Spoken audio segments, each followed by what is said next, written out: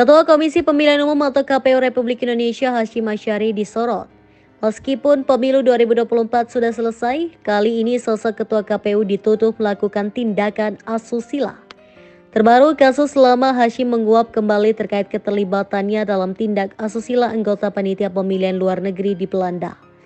Simak deretan kontroversi yang menjerat Hasyim Asyari. Satu, pernyataan terkait pemilu akan dilaksanakan secara tertutup. Jauh sebelum pemilu 2024 dilaksanakan sesuai asas yang berlaku, Hasyim Asyari mengungkapkan adanya kemungkinan pemilu 2024 yang akan kembali menggunakan sistem tertutup. Sistem pemilu yang demikian berarti parpol diminta mengirimkan daftar nama kandidat wakil rakyat, namun pemilih tidak secara langsung memilih mereka.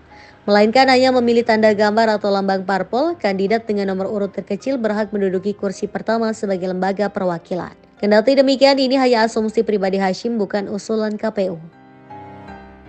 2. Dugaan tindakan asusila. Muncul pada September 2022 lalu, Hasyim dilaporkan ke Dewan Kehormatan Penyelenggara Pemilu atau DKPP atas tindak asusila yang dilayangkan terhadap seorang perempuan bertugas dalam panitia pemilihan luar negeri. Tindakan yang dilaporkan meliputi pendekatan, rayuan, dan tindak asusila sendiri sempat tersendat akibat pelaksanaan pemilu. Kini, kasus tersebut memasuki babak persidangan di meja hijau dan akan digelar pada 6 Juni 2024 mendatang. 3. Tetapkan Gibran Rakabuming Raka sebagai cawapres. Surat yang ditandatangani oleh Hasyim Asyari dan diterbitkan satu hari pasca Mahkamah Konstitusi mengeluarkan putusan nomor 90 tahun 2023, 16 Oktober 2023 lalu, berisi permintaan kepada partai politik untuk mengikuti batasan usia minimal calon presiden dan wakil presiden, menjadi kontroversi setelah usia Gibran diketahui belum genap mencapai 40 tahun. Hasyim pun mendapat sasaran kritik dari sejumlah masyarakat karena menerima pencalonan Gibran sebagai cawapres Prabowo pada saat itu. 4. Peringatan keras dari DKPP. Dilansir dari dkpp.go.id, Dewan Kehormatan Penyelenggara Pemilu atau DKPP memberikan sanksi peringatan keras kepada Hasyim Asyari.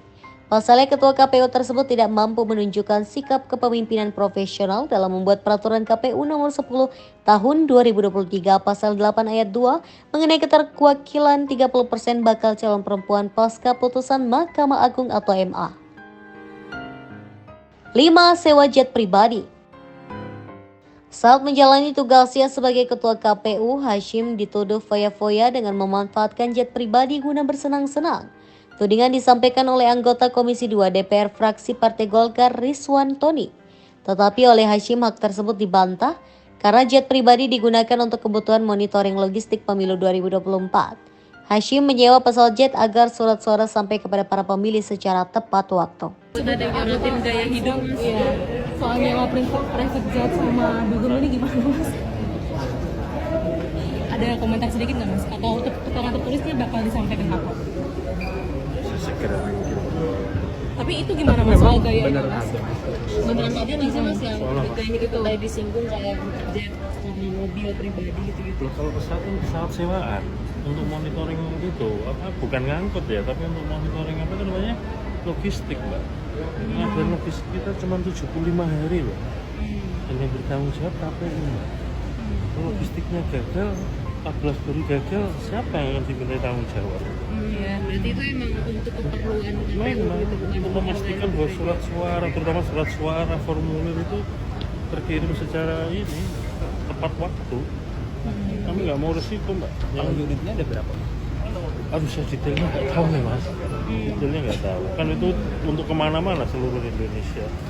Kalau misalkan ada laporan yang kayak Ya untuk kemarin pemilu itu. Tahu nggak teman-teman? Pengadaan logistik itu cuma 75 hari. Siapa yang nggak spot jantung? Kalau gagal, siapa yang dituduh gagal? yang tadi sama yang mobil disinggung Bu Rizka ya, Mas, ya? Mobil-mobil yang dinas. Oh iya, semua akan kita respon, kita berikan jawaban. Gitu ya, Mbak.